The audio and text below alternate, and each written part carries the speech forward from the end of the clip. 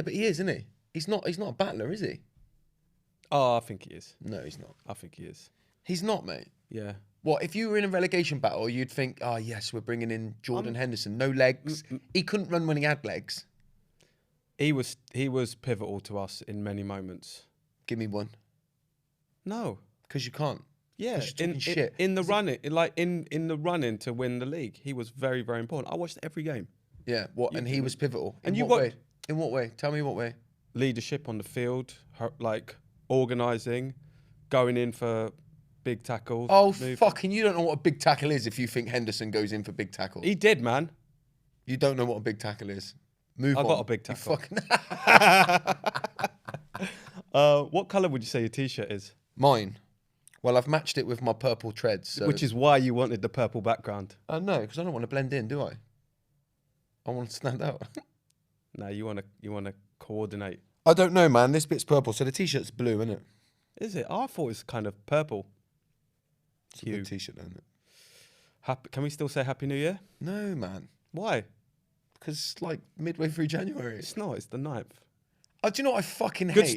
Good start to the year. That's how I've been doing it. Do you know what I hate on social media? Oh, we're there already. Yeah, okay. Is like now, you know, it was like fashionable to do goals and all that sort of stuff, yeah. And then like now everyone's got pissed off with that. So now, like every motherfucker on LinkedIn, particularly, but actually all social media, is like, don't listen to the noise out there while everyone else is posting goals. You don't need to do that. And I'm like, I haven't seen anyone post goals. All I've seen is people like you bad-mouthing people that post goals. Yeah, it's Have true. you not noticed it? Yeah, it's totally true. And that's, like, I genuinely haven't seen anybody talk about goal setting.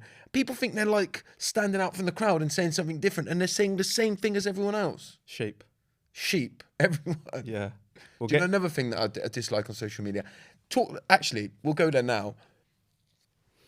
I'm uncomfortable with it. If people want to do it, it's up to them, yeah? But I saw a video yesterday or something, I think it was on Instagram, of a man that took his lad to an Aston Villa game.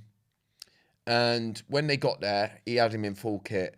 And he basically surprised him that he was going to be a mascot at the Villa game. Right. And he's filmed him the whole time. Yeah. And then put it on Instagram. I just think it's an amazing moment, a very special moment. Why do you have to wang a camera in his face while you're doing it? It just gives me vibes that you're not doing it for the right reasons.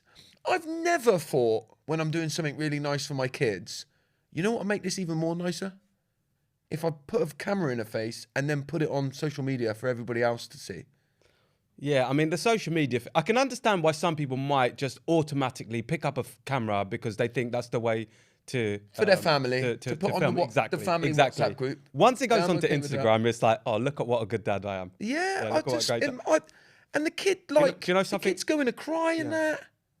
Yeah, can I tell you something I don't understand as well? Go on then. People who film fireworks.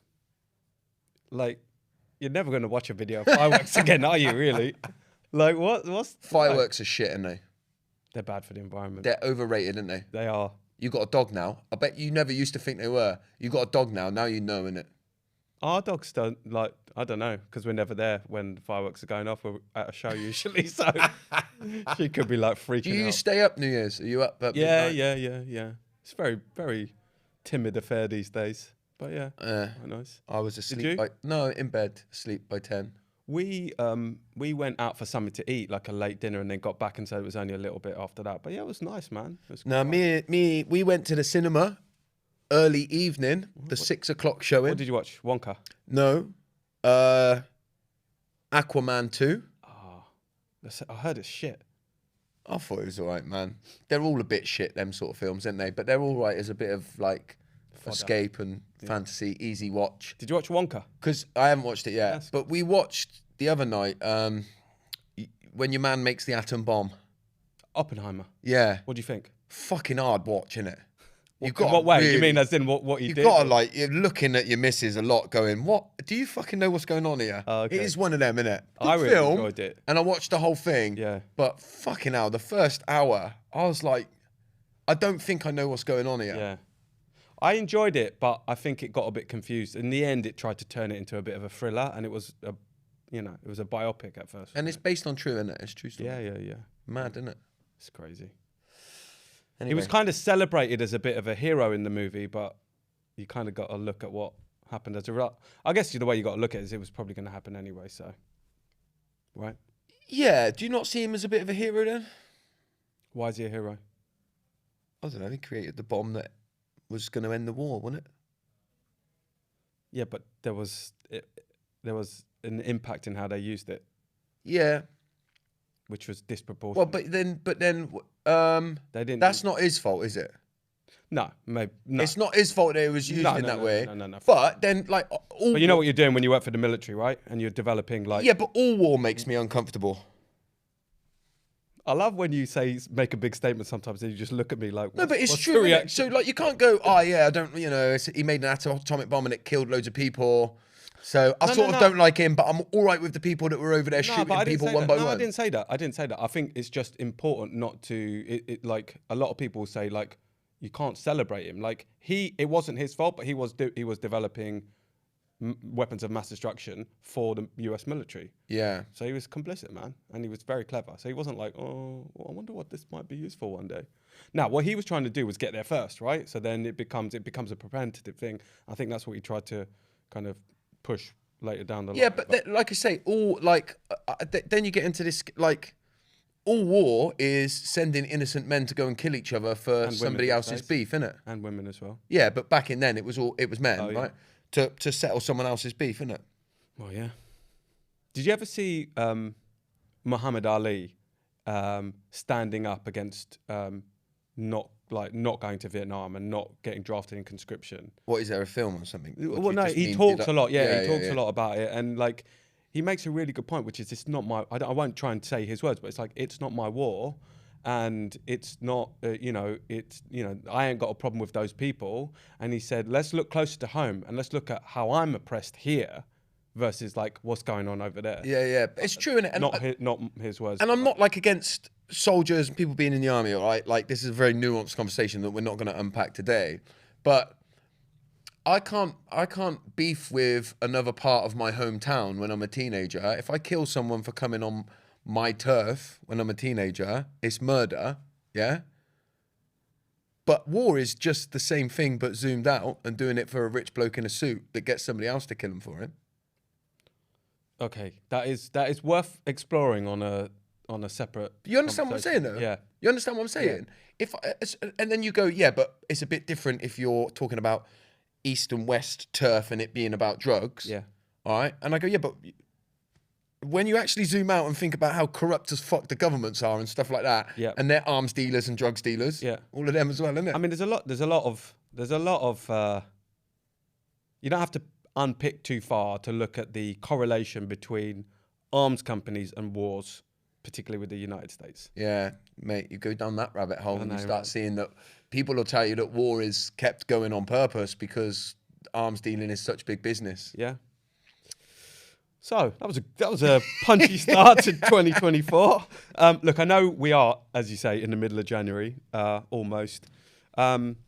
I don't want to talk about goals. I don't want to talk about like that sort of stuff. We normally sort of say, hey, what's your word of the year and all that sort of stuff. However, we are suitably early enough in the year to think about like what do we want to get from the year, right? Yeah. So I'm just curious to know, like, what is to you what you're most excited about for this year ahead, and this part two of the question is, what about yourself do you want to leave behind in 2023? So not like, oh, I want to leave war behind and all that sort of stuff. But like what the atomic bomb. Yeah, let's leave that behind. Let's leave 3-hour movies about an atomic bomb maker in 23. But like, what do you want to leave behind about yourself in 23? Okay, so let me answer the first question about excited about today. Mate, I've just been talking to you out there, but there's lots to come from my Inner You program this year. So much stuff's been built out of that. I can't wait to do everything that I'm going to do with this year. But just to have Thierry Henry on the Stephen Bartlett podcast, I listened to it this morning, and he's talking Inner You language, yeah? It just shows me that what I'm doing... Shout out Thierry. Shout out Thierry, yeah, who has clearly done in a you without me Yeah. knowing. He's one of the ones that doesn't come on screen, isn't it? Yeah. You just hear a French But listen, accent he's in the talking background. about his inner child the whole time, and he's talking about he says little me, and that's what I talk about in a lot of the work that I offer. So I'm really excited about everything that's to come with Brilliant. that. What about you? Because my answer for the other thing is a bit cheesy, but it's the only honest answer. Like, Yeah, I've got two, right? So I've got a work one and a non-work one. Yeah, so the work one is we're launching a new product in April. We've been working on this all of 2023. I think that this product is genuinely, and I know I'm most likely to say it because it's my product, but it's groundbreaking. It's going to change lives. It's going to help transform the way of work. And I'm really, really excited about it. So that's coming. Yeah, I love it. That's yeah. coming. That's coming in April. And on the personal front, I'm really excited. My word of the year is attention, and really that's a word for me to really bring me centered around what I want to pay attention to, and what I want to be present to. I'm sort of done with like having a conversation on this podcast about not being present enough and working too hard. And so for me, I'm excited about what that's going to bring. Already, I mean, I started it towards the end of last year rather than started in January, right? Because I already knew what I was going to be focusing on. So just some really like good behaviors and habits that have just started to come. And just more time, like being at home is like, being at home in body is one thing. Being at home in body and mind and spirit, it's just totally different. Yeah. And I'm sleeping way better, which is so mad. Like, so Good. excited to see what comes with that. And the leaving in 2023. So, by the way, your question is, what part of yourself are you leaving in 23? Yeah. Yeah. Yeah. So, like, to give you my answer and to let you know why I think it's cheesy. Like, I read the question and then I was like, I started to think of like some obvious answers of like, I don't know, parts of myself that I weren't happy with. But with all the work that I do, man, I believe that every part of me is just trying to help me get by. So I don't really want to leave any part of me. I want to bring the evolved version of who I was in 2023 into 2024. I know that sounds a bit cliche and cheesy, but it is true, man. It is true. That is what I want to do. Everything that I learned. And your mistakes and your failures, if I was to leave them in 2023, then I would leave all of the learnings of them in 2023 and I wouldn't bring them into 2024. And they're the things I want to bring in, man, more than anything else. I think that's not the same as leaving something behind, right? So like you take your learnings with you always, right? So the failures are your learnings and you take them with you, not like leaving the failures.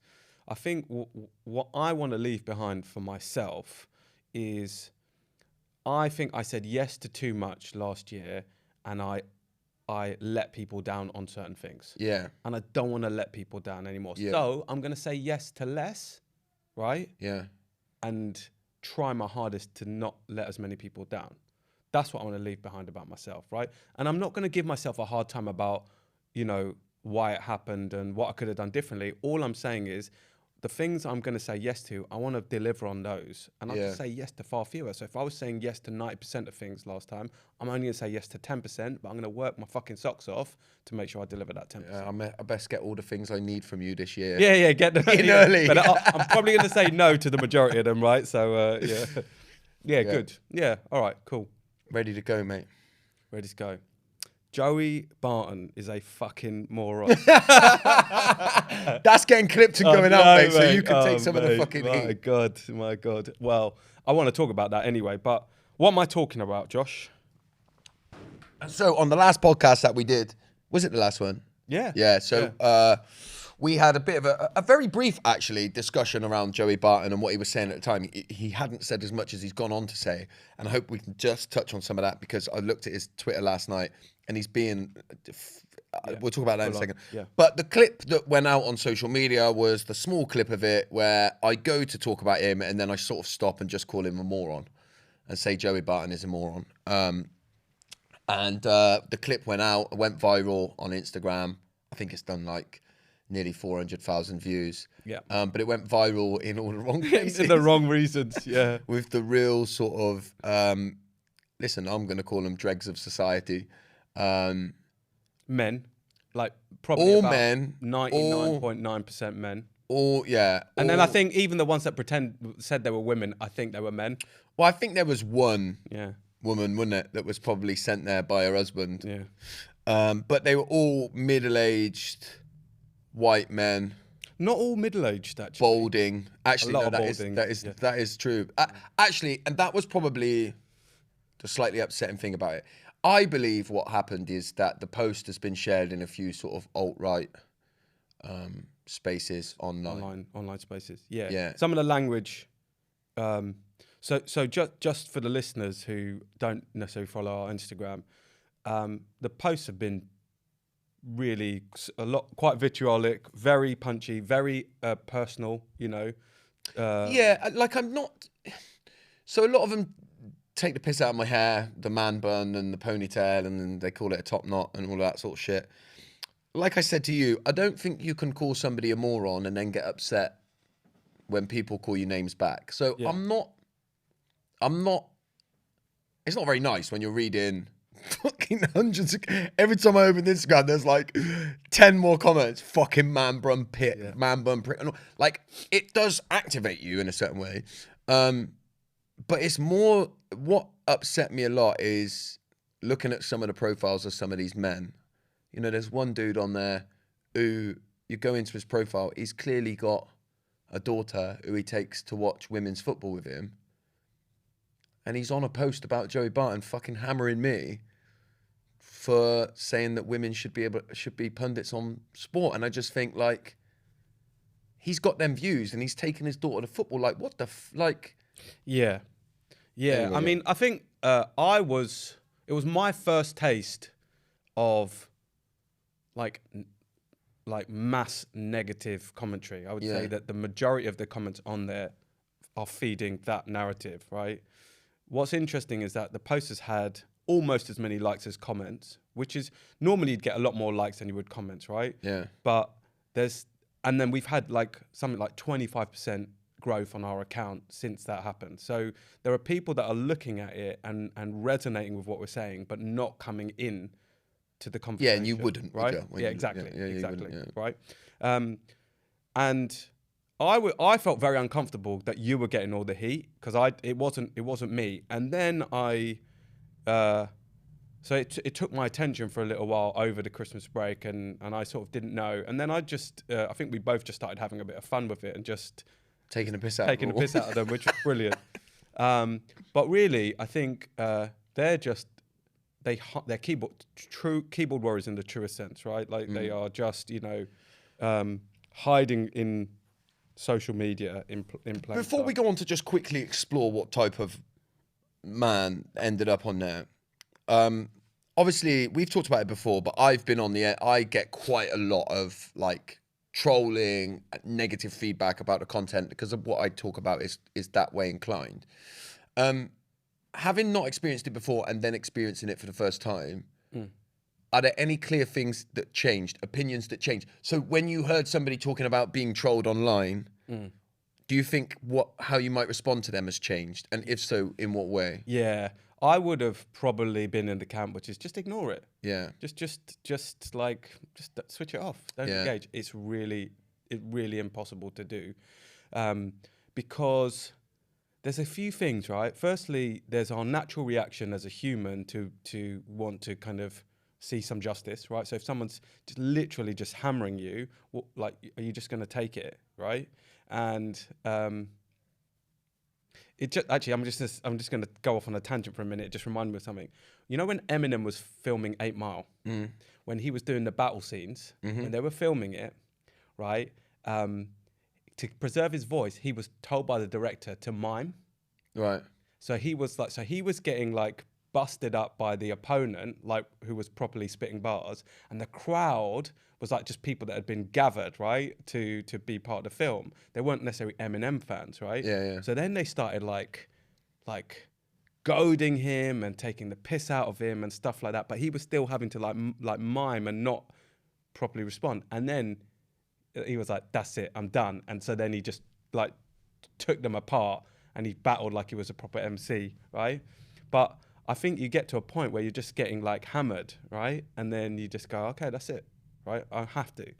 The other thing that I thought that was really interesting is you almost feel like you have to have a voice defending what you stand for. Otherwise, you get drowned out. It just gets stolen from you, if you like, your narrative, right? So, no, I definitely respect that a lot more. I think the other thing I've learned is you can either totally get consumed by it or just keep an eye on it, dip in, and then have to do something else. I think the first few days when it was going on, I was getting totally consumed by it because I was sort of, I think it was big. I would have been much more comfortable if it was rounded and lots of people from society were having a conversation and there were some pluses and minuses, but we were very clearly pulled into this. Oh, it's like 1,200 comments and all 1,200. I mean, there's not a positive comment on there. No. And like, that's the thing, yeah. I used to say to, like, before I had my own audience and stuff, I used to be like, just ignore it, man. Like, especially to people I used to think you're doing so well in life. Just ignore all the hate. But when you're there and you're opening your phone and you see it, 15 comments. Yeah. And then you click on it and it's just like fucking, just abusing you. And like attacking your character, and like the main words that they were using, is it simp, beta male, soy boy. What is it? Soy boy. White knights, normally spelt wrong without the fucking K on it. Yeah. But I wrote down the definitions of those things because I'd sort of heard the terms before, but this is why it was clearly part of like had gone into groups because they were all using it, right? It wasn't like one or two. So simp is internet slang for someone who shows excessive sympathy and attention towards another person, typically someone who does not reciprocate the same feelings in pursuit of affection or a sexual relationship. A soy boy is a term funny, isn't it? sometimes used in online communities to describe men perceived to be lacking masculine characteristics. But is it to do with soy sauce? Because I eat a lot of sushi. No, soy milk and it's the kind of the makeup of soy milk and right, something. Oh, like I thought it was sushi based, which I quite liked. And then beta male, which is a slang insult for describing a man who is seen as passive, subservient, weak, and effeminate. That's us, isn't it? Yeah, not alpha. You know what really pissed me off just quickly? A couple of these men on there. Have you seen Joey Barton, right? He's like 4 foot. Yeah. Like, and there's a few of these men like, oh yeah, he wouldn't say that to his face. Yeah. And I'm like, fucking, like, they've obviously now held up Joey Barton in such a regard. Like, I don't know if you've seen him, but on Twitter last night, he's talking about like, my fucking granddad fought in a war for this, and so like he's trying to like he's doubling down. He's trying to make himself a hero, like trying to put himself as some sort of like they fought wars so that women pundits. Yeah, the other two words that were coming up were snowflakes a lot. Oh yeah, that's all. And woke agenda. Yeah, I'm woke. used to both of them. Yeah, no, used to, but it's really important because that's his language and that's exactly what he's going after. It's a bit like that. What's that guy? Yeah, we couldn't remember his name last time. His name now, but yeah. Anyway, he's an actor. Lawrence Fox. Yeah, he's typically gone after it. It's even like Andrew Tate as well. Like they know what they're going after, right? Yeah. He knows he's going after it. So trying to be relevant. But my reflections coming out of it, 2 things. I sort of say this with a lot of love and affection, but I'm really glad it was you that said he's a fucking moron and not me. Yeah. And I'll explain why. Because I think we were teetering on the edge of alt-right and then far-right. Yeah, I reckon a lot of those alt-rightists were in the far-right groups as well, right? 100% and there was a lot of coded shit that was going on in those comments. I genuinely think that if I'd have said it, my colour would have come out, and I don't know how I would have dealt with. Yeah, I don't know. I'm not sure your colour would have come out on Instagram because if you look, they like even one of them when they call like me a loser or something, they change the letter in because they're so used to doing this abuse online that they know what will get them banned and stuff. Because I don't know if you saw, I said to one guy, you can't even fucking spell loser. And he was like, that's how Instagram works. If I write it, I'll be banned. I mean... And lots of their accounts, if you clicked on them, said, oh, this is a new account. My last one got banned. So here's what I think is if we were to think about what was being said in these, and it would have been far right groups, that this has been shared in wherever it was, it would have been man bun and insert racist term about you. Yeah. So wherever it was, that's probably happening. That's probably happening. But Even also, though it weren't you that said but it. but also like it doesn't not exist on social media. Like if you just look at Twitter feeds when Yeah, of course, yeah. so Instagram's slightly different, yeah. It is, yeah. But so it would have come out, and Yeah. even the coded stuff would have come out, and I think I would have really struggled more with it. Coming out of it, my biggest reflection is, I'm fucking glad, like that we triggered the crap out of this group of men, and it's just made me want to double down on having these tough conversations. And I'm even like willing to take on whatever needs to be taken on, because you need to stand up for this stuff. You need to stand up for this stuff. You need to speak your mind. And my initial thought, honestly, was, I don't want to put my head above the parapet. I don't like this feeling. Having gone through it, I thought, no, if we're saying something that's causing a reaction, then it's a good thing. Yeah. It's the right thing. So more of the conversations. Yeah. What's your reflections from it? Yeah, just that, and that I think, like we've discussed, it highlights how we exist in echo chambers online, isn't it? Oh, and totally. you forget, because now I surround myself with people like us, predominantly, yeah. So I start to have a view of the world through the lens of people like us, and it's very easy for me actually to forget how much bigotry and racism is out there, and if you're not careful, how that can influence how you see things. Yeah. Because listen, there's the potential that I was reaching a place where I was starting to think, I don't know how much, I'm not around racist people very much at all.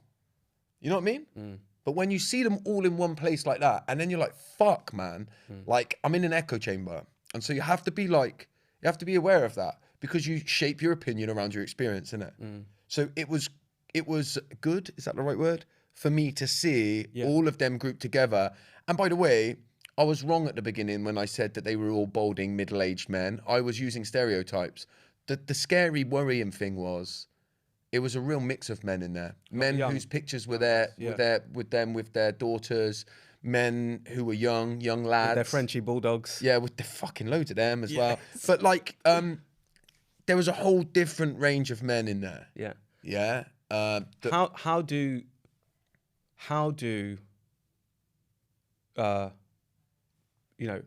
outright right wing, left wing, how do they work? How does grooming work, right? You find people who are on the fringes of society, who don't feel like they belong, and you bring them in and you make them feel like they belong. And that's what these online and you take nuanced conversation. What Barton's done is he's doubled down, as well as being, actually, if you look on his Twitter, he's very easy to call out now because he's being fucking horrible on there. Yeah, some of the things that he's saying are just nasty. He's just being nasty. What cracks me up is he's put one picture on Twitter of him in like the meditation pose, and he's like, I'm on holiday. And I'm like, you're on fucking holiday consumed with Twitter? You're just making yourself look a dick. But what he's done with the whole female punditry thing is he's taken this idea that people should be there on merit, which people don't have the capacity to be able to argue against, all right? Which is that because people aren't there on merit, when you go back to the mid-90s, when it was just middle-class white men feeding you the football punditry, they weren't there on merit either. They were there predominantly because they were white and middle class and existed in our society. And so to bring back equality and equity, you actually have to allow that to happen and to stimulate it, right?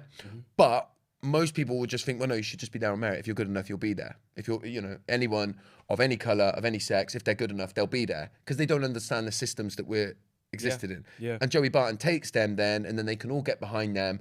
And the fact that they're all angry and going through their own shit, he can feed off of that, feel like he is somebody in his own head, right? But then you whip up this storm and you take all of those people that might have been in the middle, and you take them over into that far right. Yeah. I mean, I think there's a lot here to unpack. But what I would say is,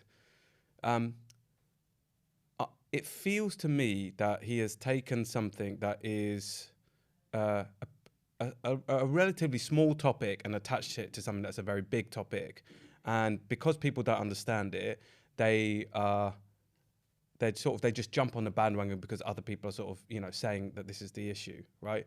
The thing about sort of privilege, right, and that's what, you know, the vantage point that you have before anyone else is you don't see it because you're receiving it, right? So anyone that's sort of saying that, hey, you've got this advantage, you're saying, well, no, I don't. It's like, everyone has the same hours in the day, right? Yeah. Remember that Molly May comment? Everyone has the same hours. And the truth is, everyone has the same number of hours in the day, but where you start from is very different, right? And so, and these structures, they inherently work to protect themselves and reinforce themselves. So the gap just gets bigger. It's a bit like compound interest, right? Like it just gets bigger and bigger and bigger. So you have to do some stuff. Like some people are going to be rubbish at what they do in the beginning, but then, the more that they show up, the ones that will be able to perform will thrive. Yeah. And then the ones that aren't good, they won't do that, right? But somebody needs to give opportunities to get the balance. Yeah, agreed, man. I think it's a good conversation around merit, right? I think it's an important conversation. I think if there was any learnings, like, that you would take from it, what would they be, and what might you do differently if you had to? What, as a result of the thing going viral and everything? Would you have done anything differently? No, I don't think I would. Like, I'm a passionate person. I called him a moron. I still think he's a moron. Yeah. I'd say it to his face. Yeah. And I'll have a fucking fight with him when he's wearing his clever glasses. He can fucking have it. Yeah, come on. That's my learning. On social media. My learning is, Joey Barton, if you want it, you can have it. We'll do it for charity. Oh, in the ring. No, I'm joking that because I don't want to use him. I wouldn't. Yeah. Because people are trying to use him for clout as well, and I ain't trying to do that. Yeah. All right. Good. We spent longer on there than we said we were going to. But anyway, it was a good topic. It was a good conversation. So, Sober January. We said at the end of last episode that we were going to talk about sobriety and Sober January. Sober January I think it started a few years ago. It started in Britain and now it's become It's called Dry January, mate. Oh, sorry. Yeah, it's Dry January. I've written... Actually, but yeah. No, it's Dry January. No, my mistake. Yeah, Dry January. It's important, actually, context. It'll come onto it. But Dry January, beg your pardon. So Dry January started in the UK a few years ago. Now it's become a global phenomenon. And what it is basically, a lot of people take January off of drinking, right, as a kind of group endeavor just to kind of set the year and start it right. One of the alcohol charities, by the way, have copyrighted Dry January. Oh, really? Yeah. Okay. Dry January. That's all I want to say, Your Honour. How do you feel about Dry January? No, I like it, man. Like, I know a lot of people that have got years of sobriety now because they tried Dry January. Really? Yeah. I think it's a good thing. I think, like everything, some people use it in the wrong way. I used to know a lot of lads that would go sober for a month, normally in January, but they'd do it any other month. And I used to do it. I'd go sober for a little while to prove that I wasn't an alcoholic and didn't have a problem. And it was driven by having a massive booze up at the end of it. So, if you're doing it in that way and you're a heavy drinker who's got issues, a bad relationship with alcohol, a month off of it ain't going to do fuck all for you. You may as well just drink through it. I do think that. Yeah. But if you're doing it mindfully and it has the possibility of stimulating a relationship change with alcohol for you, then I do think it's good. Yeah. What I would say is that the fact that an alcohol charity has sort of copyrighted the use of Dry January, you start to think, well, what's going on here? Why do you think they're doing that? What's your read on that?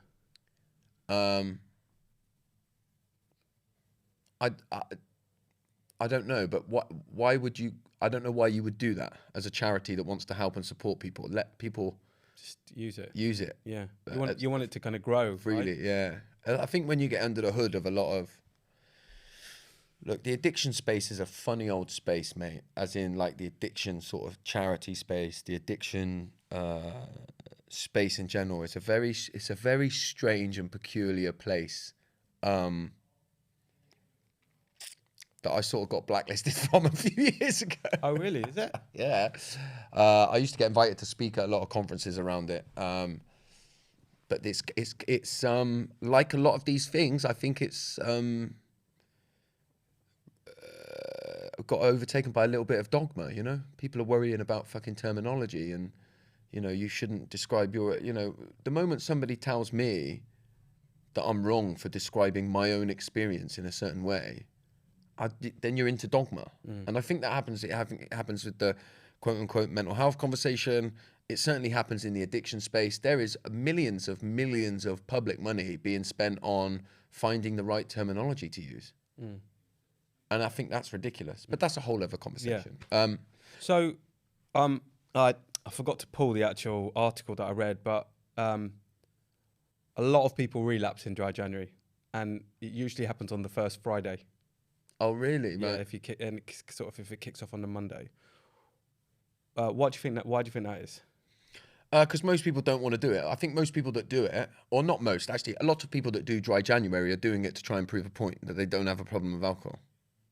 Yeah. Or they don't have a bad relationship with alcohol. Yeah. Yeah. Do you think it's just because it's a thing that people do? It's a bit like setting resolutions now. It's just become a January thing that people do. Yeah, I do think there's a bit of that in there, and it's almost become a little bit gimmicky, hasn't it?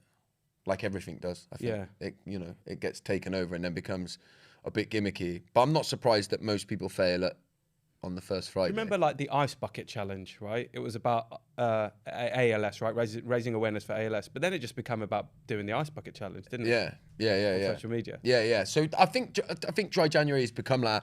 I think sobriety has become like that in general. By the way, and there's problems to that, which I think we're going to come on to. Yeah. I want to talk about that. So, but let's take a. I think. Let me just ask you something before you do Yeah. that. Have you ever done dry January? No. All right, sorry, continue. I find it very difficult to abstain in general from anything. No, but that's the point. I think what you said around anything that makes us more mindful around any of our consumption, if we've become a bit mindless around consumption, I think that's a good thing. Yeah. And then you can choose how you do it or not, right? I've heard a lot of people talk about damp January versus dry January. Have you heard that? Where you reduce it? We just reduce it massively. Yeah. But anything that just makes you more mindful. It sounds gross. Sounds horrible. Yeah, it does. January. Yeah. Let's not linger on that. But yeah, anything that makes you more mindful around consumption, or your behaviors, or your habits, I think is a good thing. Yeah. And then you can choose what you do with it. Do you think there's any value in just in abstention for a month? What, just blindly doing it and then having a massive piss up on the 1st of February? Well, a mate just said, I'm going for it on the 30th of January. What your mates? Someone said, I'm, you know, and then I'm going to go on the 30th. Look, I think if he wants to do it and it gives him a reset and he feels better as a result of it, then I think fair play. But I think ultimately, in the grand scheme of things, in the long run of it won't do fuck all. If he's got a difficult or bad or not very good relationship with alcohol, then just abstaining from it. I mean, look, swap any other drug for it.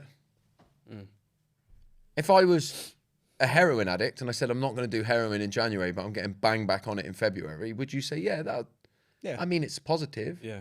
I don't That's think the point. Yeah, I don't that's think you the point. would. Yeah. Yeah. So, but if I was a heroin addict and I said, listen, I'm going to not do it in January. I'm going to see what the experience is like. I'm going to become more mindful of it, see what I learn, and see where I'm at the end of the month.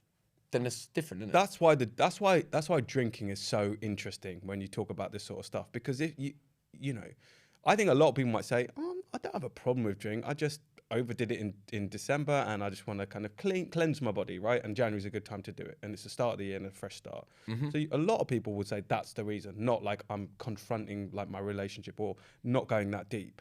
The thing is, right, some people will say that they have glass of wine every day, and that's fine. You know, that's just part of their process, and they're fine, right? Some people go much harder, whereas I think so. People have they don't look at alcohol as a drug. They just look at it as like a scale of what's permissible through to what's not permissible, right? Yeah. Whereas with heroin, like most people would say, even just a bit is like it's a dirty drug versus like if you're, you know, full on junkie, right? And so I think the alcohol industry is very clever because it's marketing itself not as a drug, and the world doesn't see it as a drug until it gets to a point on which it's a problem. Yeah. Where society can't handle the amount of alcohol that person is consuming. Yeah. Look, I think that it is marketed cleverly, but I think everything's marketed cleverly. I think I often see people within the sober community talking about marketing and how it's really bad and it shouldn't be marketed like that. But that is marketing. Like the idea of an advert is to make you think that you want something. So it's not just alcohol that we do that with. Oh, no. That's done with everything. No, By the way, it's done even better with sugar. Sugar. Yeah. And people don't talk about that. And I think you have to be careful. Like, do I think that there is a duty of care when it's being advertised? Probably. Do I think that the people that have really bad relationships with alcohol and have like addiction struggles with it, do I think they would still be in the place they are if adverts didn't exist at all? Yeah, I do. Yeah. I do, yeah. This So I isn't think that's about I think making- that's an important distinction. Yeah, this to isn't make. about making the industry responsible. I think it's just really interesting the way we as society view alcohol, and the industry is complicit in it, but they're not the only protectors Yeah, in and it. it's only because it's legal, isn't it? Yeah. So I mean, and by the way, I think the solution to that is to not to make alcohol illegal, but to make all drugs legal, Yeah. or at least Decriminalise at least everything and then- decriminalised. Yeah. It's funny that I called it Sober January. Now, I think that was just a slip of the mind, but actually, it's really interesting how the dry conversation or the cutting down conversation is now intermingling with the sober conversation, and I think that's probably an element of why I just went, sober versus dry. There's a zeitgeist around sobriety. There's a what? Zeitgeist, like a moment. There's a conversation. There's a sort of a good topical word. moment. Oh, cheers, mate. Yeah. Around consumption and addiction and cutting back and cutting out, right? So do you think it's helpful for people suffering from addiction, this zeitgeist moment around, addiction and overconsumption? I think the answer is to do I think is helpful is yes and no, right? So I think the fact that there's a lot less stigma around being sober now is really, really good. Yeah. Like when I got sober, nobody went in a pub and didn't have alcohol, right? It was fucking weird if you did.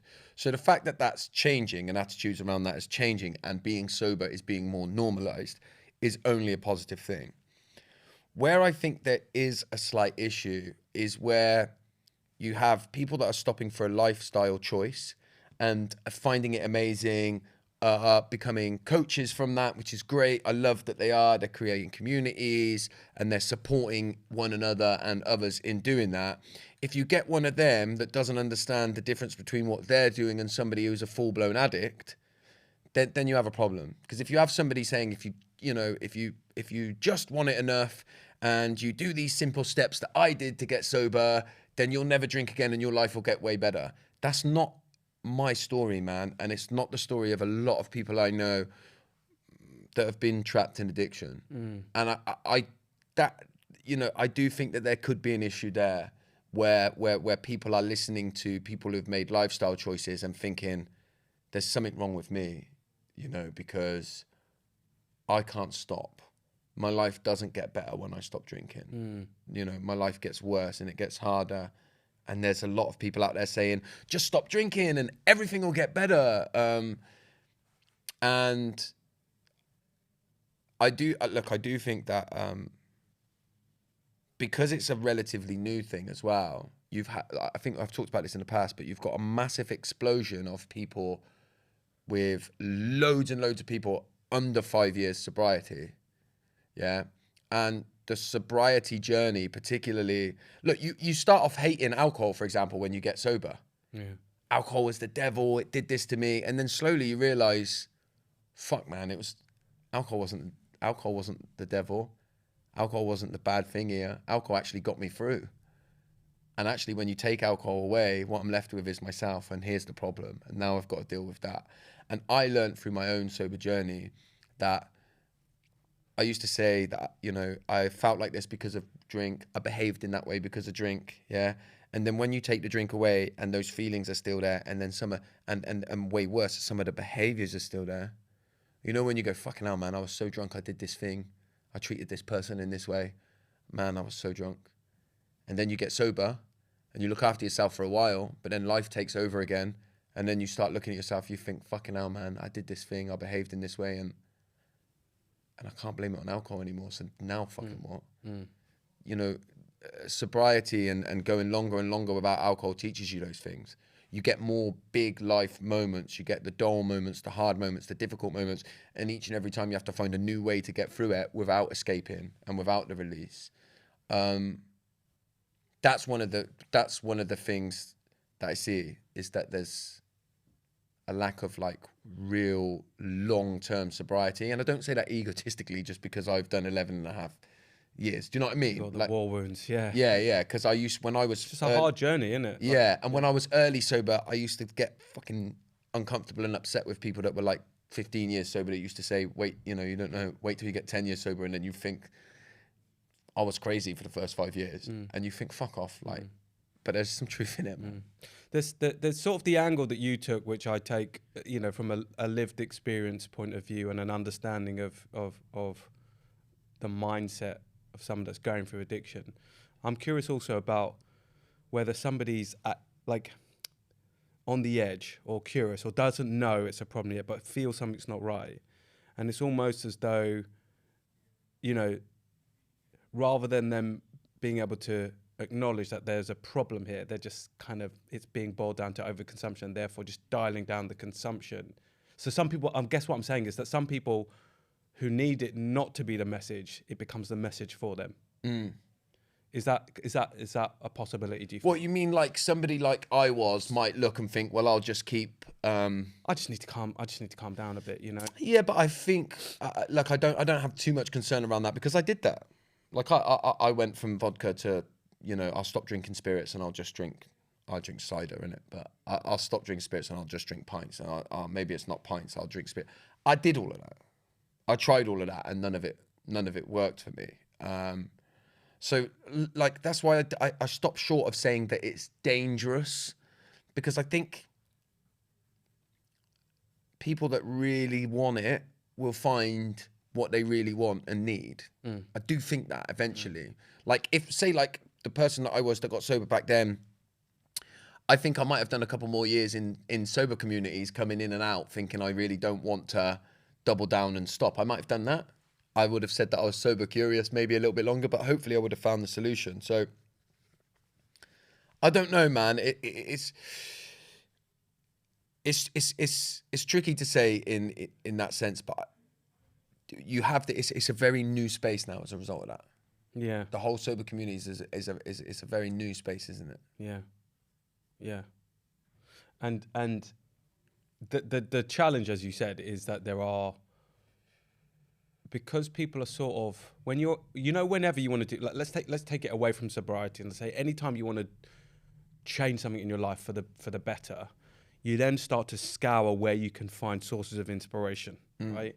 And the internet, social media in particular, is dangerous, right? Because you sort of you look at something and go, oh, they've got charisma, they've got a bit of a following, like been sober for 2 years, or they've been doing this, you know, they've done their transformation for 2 years, you know, and you follow it, and then so you it's just there is no way of like testing whether someone's point of view is valid or strong or should be followed, and that's or whether it's going to work for you.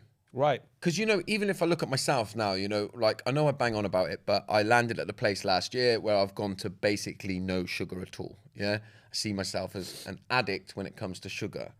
Now, most PTs out there, say I hadn't quite reached that place where I needed to quit sugar, if I went and said like, I fucking just keep bashing chocolate and that and 90% probably of PTs would start me on the process of working towards being able to have a treat. Yeah? Fair? All in moderation. Yeah. Right? You need to get to a place where you just have a treat. So they would maybe be saying like, just, we'll get to a place where you have a pudding when you go out with the family or whatever, yeah?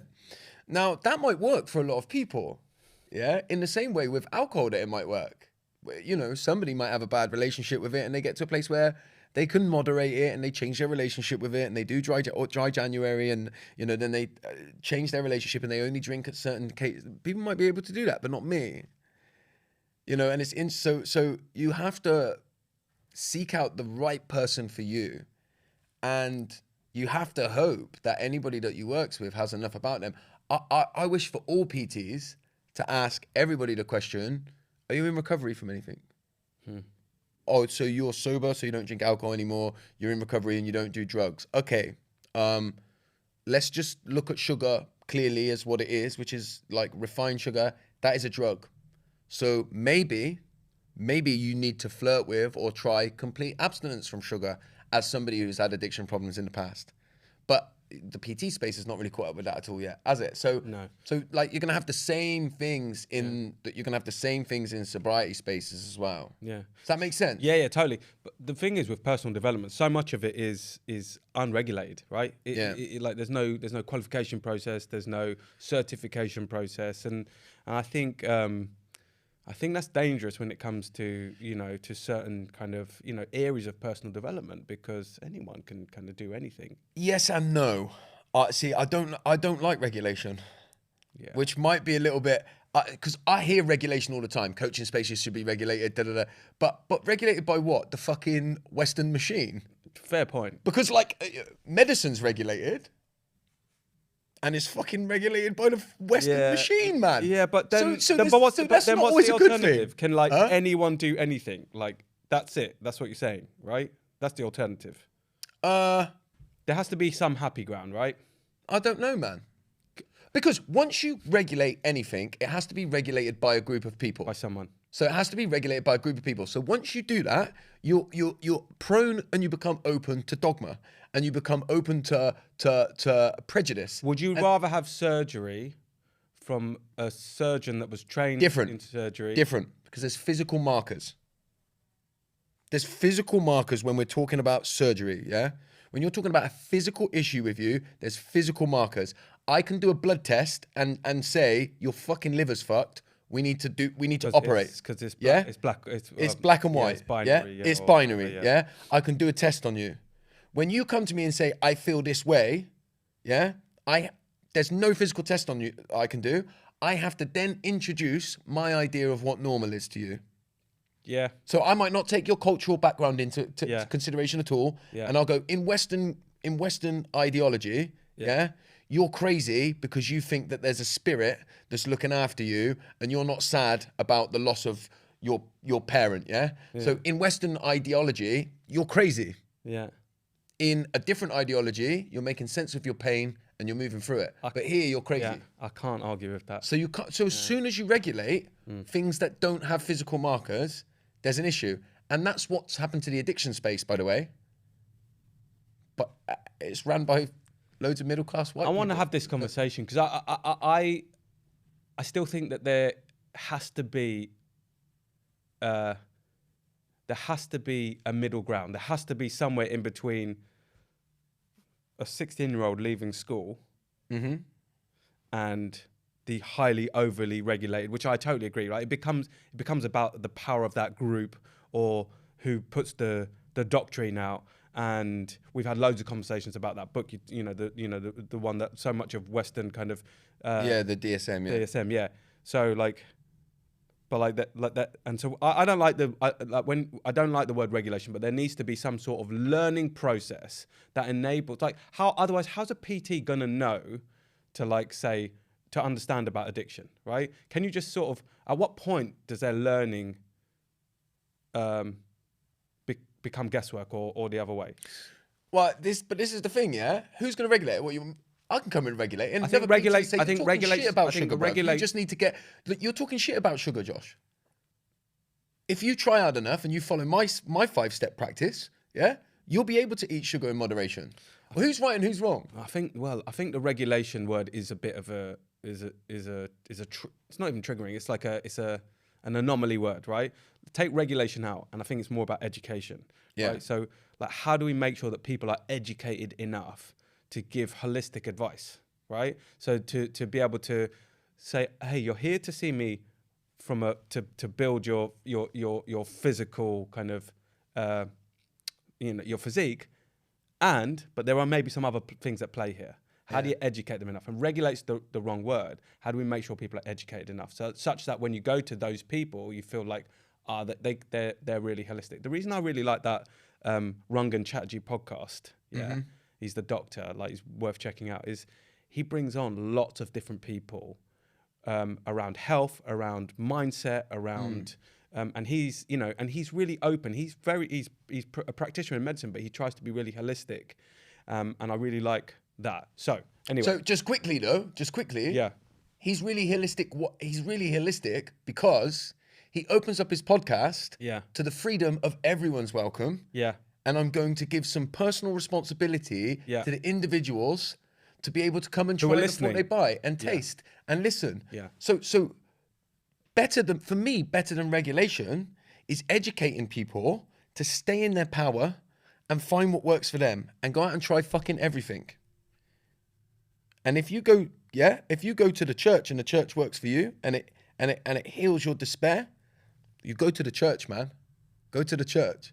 If it ain't the church and it's fucking doing CBD oil, then you go and do that, right? But everybody should be free and should be given the personal autonomy, and the power to be able to stand in themselves and go, this works for me, free from your ideology, because I'm part of a community, but I'm also my own person. That's what we need, man. Yeah, I love that. So really helping people to stand in their own power, right, is the thing that's the hardest because people en masse are conditioned, right, By an abusive system. So that's the answer, mate. Get rid of the abusive system. Give people their personal autonomy again. Yeah. No, I love that, mate. Brilliant place to end. Yes. Very good, mate. Enjoyed Excellent this. conversation. Yeah. We're back. We are back with a bang. See you next time.